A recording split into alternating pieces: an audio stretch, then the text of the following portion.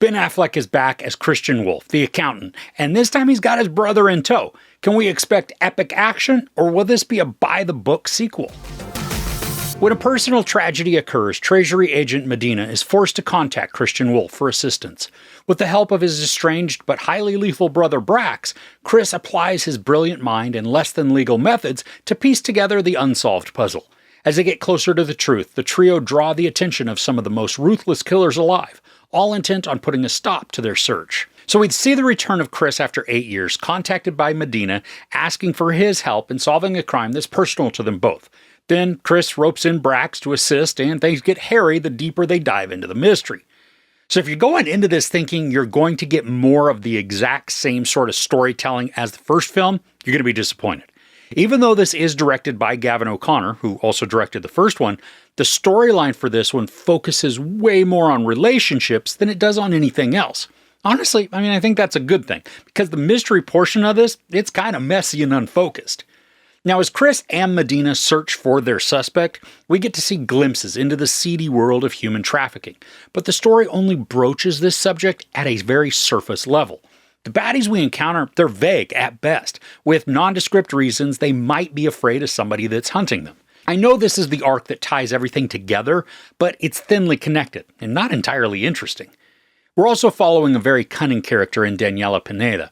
She's sketchy, and I love where her backstory leads, but she's only intermittently inserted into the plot. So a lot of the time, the character comes across as forced into situations only to be forgotten again for a while. Now, I loved her presence because she's quiet and menacing, but the film doesn't exploit her skill just as often as it could or should. When she fights, it's brutal, but we barely get those scenes. And because she barely speaks, combined with a lack of screen time, the story cuts the legs out from under the character, leaving her to be a forgettable foe. Now, because Chris asks Brax to help him out, we get a lot more screen time with Jon Bernthal, and that is a huge treat. The dynamic that Bernthal and Affleck share, it's engaging, heartfelt, and funny.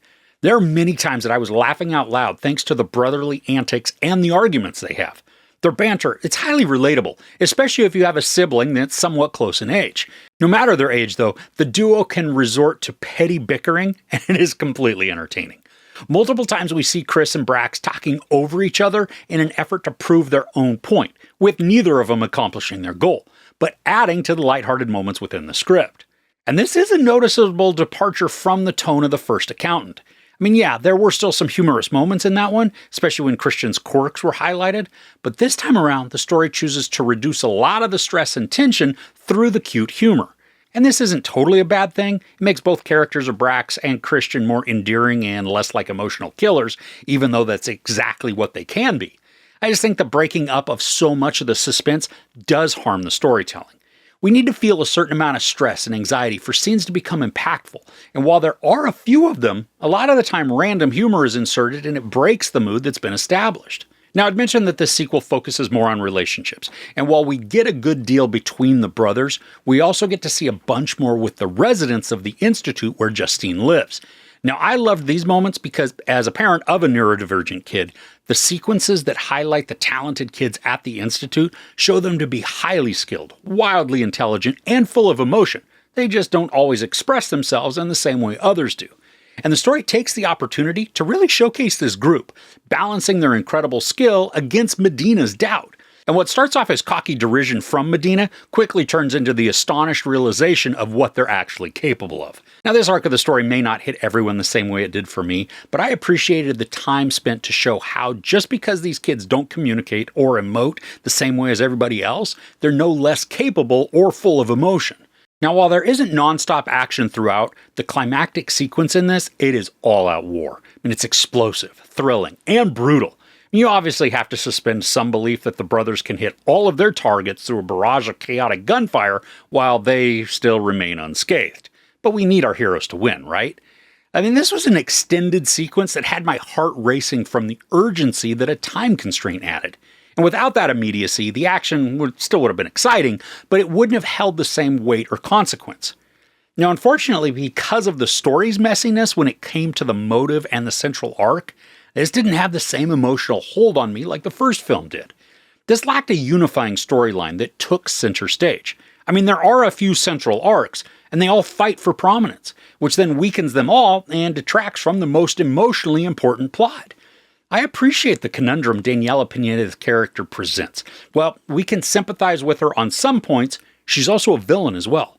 And the other antagonists are uninteresting and just sprinkled throughout the presentation, leaving them to be ineffectual and forgettable.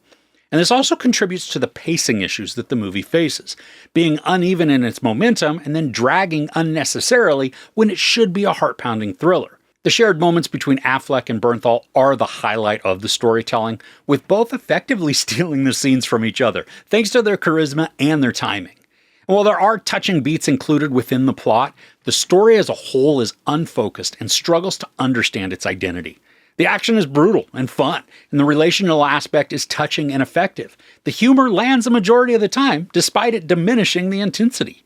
There's no sex or nudity, a lot of profanity, then a ton of violence. I give The Accountant 3 out of 5 couches. I mean, this is still a good watch, but if you're looking for high-stakes anxiety and suspense, go watch the first film instead.